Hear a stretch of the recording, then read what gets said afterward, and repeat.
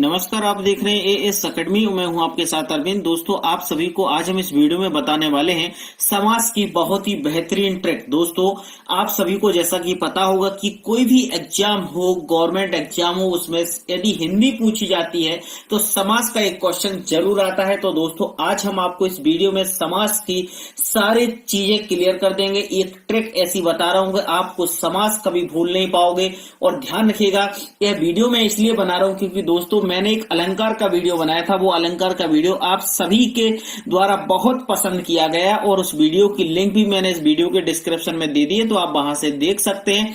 और दोस्तों, उसी की डिमांड के ऊपर हमने इस समास का ट्रिक बनाया हुआ है, समास का वीडियो बनाया है। तो दोस्तों, आप सभी को मुझे विश्वास है कि पसंद आएगा। और दोस्तों, वीडियो पसंद आए तो वीडियो को अधिक से अधिक शेयर करते रहिएगा। तो चलिए दोस्तों, हम स्टार्ट करते हैं समास की ट्रिक।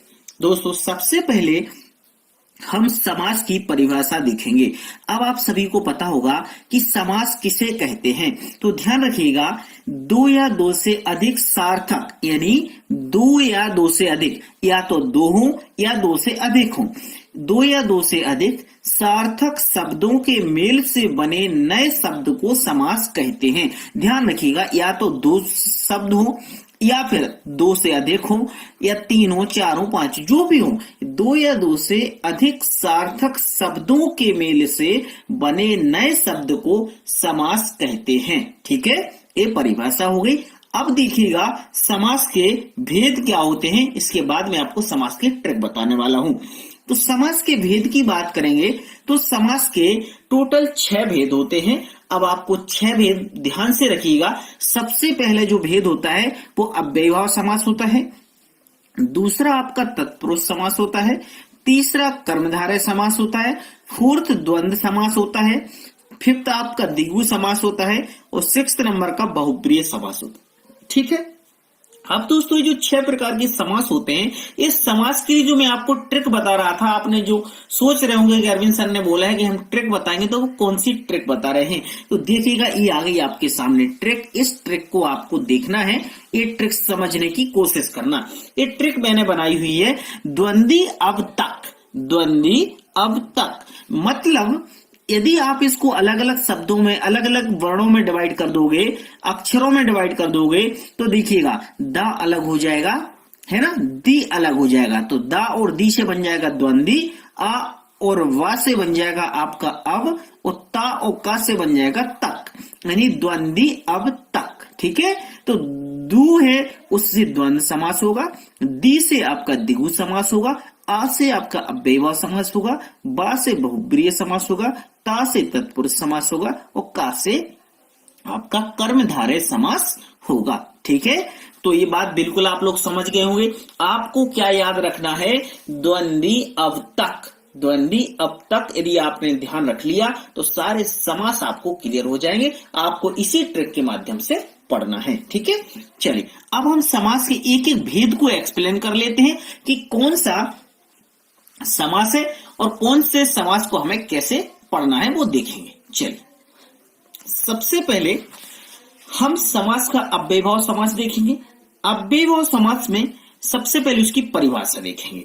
तो ध्यान रखिएगा, अव्ययभाव समास में आपको एक बात याद रखना है, सबसे सीधी सिंपल बात, कि जिन शब्दों के प्रारंभ में, यानी उसके प्रथम शब्द जब स्टार्ट होता है, उसके प्रथम में या उसके प्रारंभ में उपसर्ग लगा हो। अब आपको उपसर्ग तो पता होता है, उपसर्ग लगा हो उसे अव्ययभाव समास कहते हैं।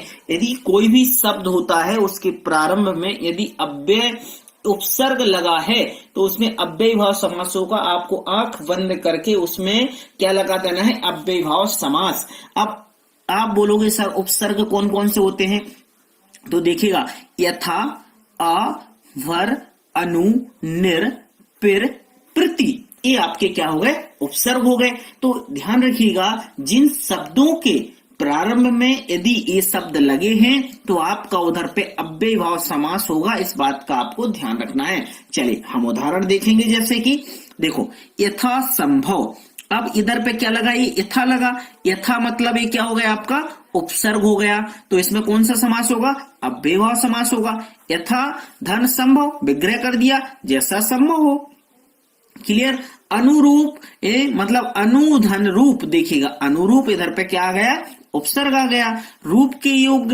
नेक्स्ट है अजन्म, यानी अधन जन्म, तो देखिएगा आ क्या हो गया आपका, उपसर्ग हो गया, जन्म से लेकर प्रतिदिन, प्रतिदिन में आपका प्रति क्या हो गया, उपसर्ग हो गया, और प्रतिधन दिन बराबर प्रत्येक दिन। तो ठीक है, देखो आपको यथा मिला, आ मिला, अनु मिला, निर मिला, या आप यदि दूसरा बना देते भर पेट, जैसे आप बना दो भर पेट, तो आपका क्या बन जाएगा, इसमें भर क्या हो जाएगा, आपका उपसर्ग हो जाएगा, और इसका भर धन पेट हो जाएगा। ठीक है, तो ये आपके उदाहरण हो गए। तो ध्यान रखिएगा, जिन शब्दों के प्रारंभ में यथा, अ, वर, अनु, निर, फिर प्रति आए, ये उपसर्ग आए, उधर पे आपका अव्ययीभाव समास होता है। ठीक है, चलिए नेक्स्ट देखेंगे अब हम तत्पुरुष समास। तत्पुरुष समास में भी काफी लोगों को कंफ्यूजन होता है, लेकिन हम फिर से देख लेते हैं। तत्पुरुष समास को विग्रह करने पर ध्यान रखिएगा, इस कारक चिन्ह का लोप हो जाता है। आपको जिस समास को विग्रह करो और उसमें कारक चिन्ह का लोप हो जाए, उधर पे आंख बंद करके आप तत्पुरुष समास पर बिल्कुल टिक लगा दो। लेकिन ध्यान रखिएगा, कारक चिन्ह पता होना चाहिए आपको। तो कारक चिन्ह कौन से होंगे, कारक चिन्ह आपके का, की, को, के, लिए, में, पर, से आदि। जैसे कहते हैं कर्ता ने कर्म को करण से, का, की, के लिए, संप्रदान से, अपादान से, मान, जो भी ऐसा, तो का, की, को, के लिए, में, पर, से, ये शब्द आते हैं। इन शब्दों का लोप हो जाता है, उधर पे क्या होता है, हमारा तत्पुरुष समास होता है। जैसे यश प्राप्त, यानी विग्रह करेंगे तो यश को प्राप्त, अब इधर पे यश को प्राप्त, देखो को आ गया, मतलब यश प्राप्त, इसमें देखो क्या हुआ, का को लोप हो गया, मतलब को क्या है, कारक है, इस कारक का लोप हो गया। तो जहां पर विग्रह करने पर क्या होता है, कारक चिन्ह का लोप हो जाता है, उधर पे हम क्या कहते हैं, तत्पुरुष समास कहते हैं। मन चाहा, इसका क्या होगा, मन से चाहा, तो देखिएगा से आ गया, मतलब इधर पे कारक चिन्ह का लोप हो रहा है, मन चाहा। यज्ञशाला, यानी यज्ञ के लिए शाला, तो देखो के लिए आ गया। राजपुत्र, राजा का पुत्र, इधर पे देखो का कारक आ गया। धर्मवीर, तो क्या हो गया, धर्म में वीर, देखो में कारक हो गया। फिर आप बीती, आप पर, बीती पर आ गया, मतलब एक कारक। तो ध्यान रखिएगा, जिस समास को विग्रह करने पर कारक चिन्ह का लोप हो जाता है, वहां पर आपका क्या होता है, तत्पुरुष समास होता है। ठीक है, चलिए ध्यान दीजिएगा, आप एक एक चीज में क्लियर कर दूंगा, आप ऐसा ना सोचे कि हमें समझ में नहीं आ रहा, सारी चीजें आपको क्लियर हो जाएंगी। नेक्स्ट देखेंगे कर्मधारय समास। कर्मधारय समास की में देखिएगा ट्रिक आपको ध्यान रखना है, जिस समास में प्रथम पद दूसरे पद की विशेषता बताता है, नॉर्मल सी बात याद रखिएगा, जिस समास में जो प्रथम पद है, मैंने पहला पद दूसरे पद की विशेषता बताता है, उसे हम कर्मधारय समास कहते हैं। या फिर एक बात और ध्यान रखना, नोट में दूसरे पद की तुलना हो या है जो या के समान विग्रह करते समय आए, जब आप विग्रह करो उसमें ये शब्द आए के समान और है जो, तो आपका समझ लो इधर पे क्या है, कर्मधारय समास है। जैसे चरण कमल, कमल के समान, देखो के समान आया, मतलब के समान आ रहा है, मतलब इसमें है कर्मधारय समास। कमल नयन, कमल के समान, मतलब देखो के समान इसमें भी आया, मतलब के समान आ रहा है, मतलब इसमें कर्मधारय समास। चंद्रमुख, चंद्र के समान मुख, देखो के समान इसमें भी आया, मतलब इसमें क्या है आपका कर्मधारय समास। फिर है लाल मणि, लाल है जो मणि, मैंने बोला था जिसमें है जो आए, मतलब देखो है जो आ रहा है, मतलब वो है कर्मधारय समास। महापुरुष, महान है जो पुरुष, मतलब देखो है जो आ गया। अधमरा, आधा है जो मरा, मतलब अधमरा। ये हो गया आपका कर्मधारय समास। आपको कोई भी इतने नियम कायदे पढ़ने की जरूरत नहीं है।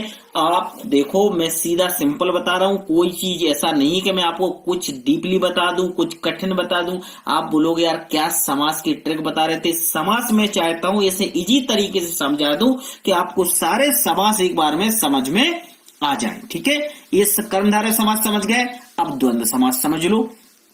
द्वंद्व समास में देखिएगा, यदि दोनों पदों के बीच, ध्यान रखना, यदि दोनों पदों के बीच योजक चिन्ह लगा हो, योजक चिन्ह मतलब ये ऋण जैसा साइन होता है उसको बोलते हैं योजक चिन्ह, योजक चिन्ह लगा हो और विग्रह करने पर और या एवं आए, यदि और आता है और यह आता है तो समझिएगा उधर पे आपका क्या हो जाएगा, द्वंद्व समास आता है। या तो योजक चिन्ह लगा हो, जैसे योजक चिन्ह वहां लगा रहता है जहां दोनों चीजें इक्वल होती हैं, मतलब एक दूसरे के समान होती हैं।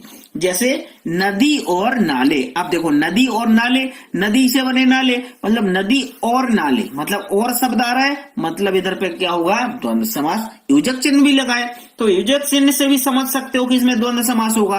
पाप पुण्य, मतलब पाप और पुण्य, मतलब और लगा तो समझ सकते हो, योजक चिन्ह लगा तब भी समझ सकते हो। ऊंच नीच, मतलब ऊंचा या नीचा, तो देखो या मतलब या गया तो इसमें भी होगा। खरा खोटा, योजक चिन्ह भी लगा है, खरा या खोटा या आ गया, मतलब इसमें भी द्वंद्व समास होगा।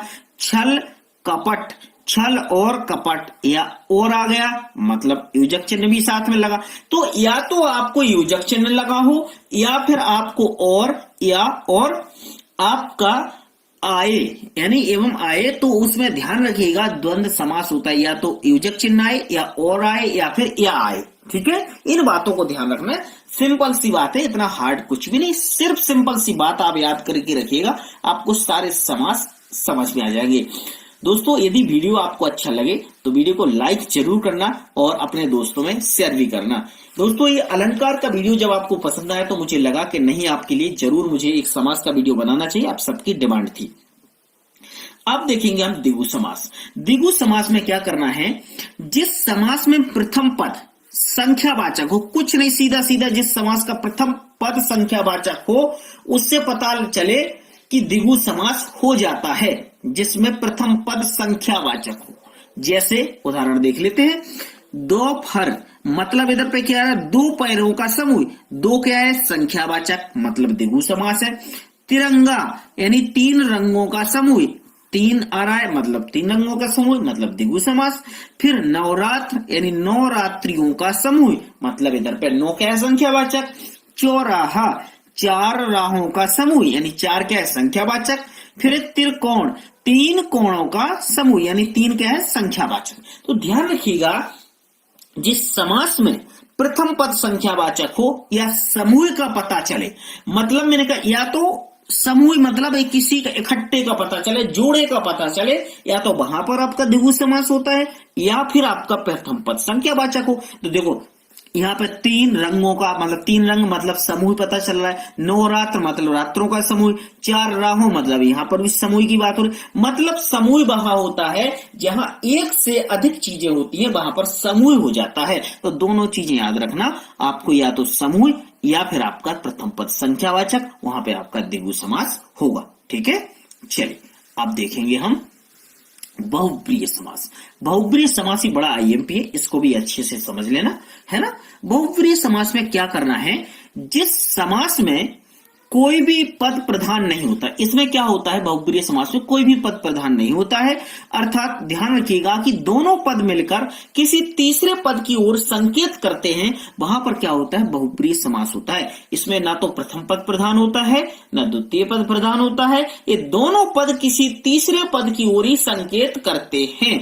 ठीक है, इसमें एक नोट ध्यान रखिएगा, अधिकतर ध्यान रखना, इसमें देवी देवताओं के जो भगवान के नाम से रिलेटेड होता है उसमें अधिकतर बहुप्रिय समास होता है, मतलब इसमें भगवान के नाम ज्यादा आते हैं। ठीक है, जहां भगवान के नाम ज्यादा आए मतलब बात समझिए, वहां पर क्या है, आपका बहुप्रिय समास है। ठीक है, चलिए उदाहरण देखते हैं।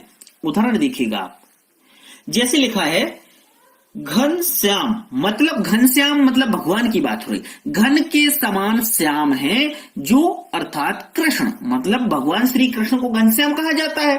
ठीक है, तो देखो जहां कृष्ण की बात आ गई वहां पर आपका बहुब्रीहि समास। लंबोदर, लंबा है उदर जिसका, गणेश मतलब गणेश भगवान की बात हो रही, मतलब बहुप्रिय समास। गंगाधर, गंगा को धारण करने वाला, अर्थात शिव, भगवान शिव गंगा को धारण किए हैं इसलिए इनका नाम है गंगाधर, तो मतलब इसमें भी होगा बहुप्रिय समास। दशानन, 10 है आनन जिसके, मतलब 10 शीश है जिसके, अर्थात रावण।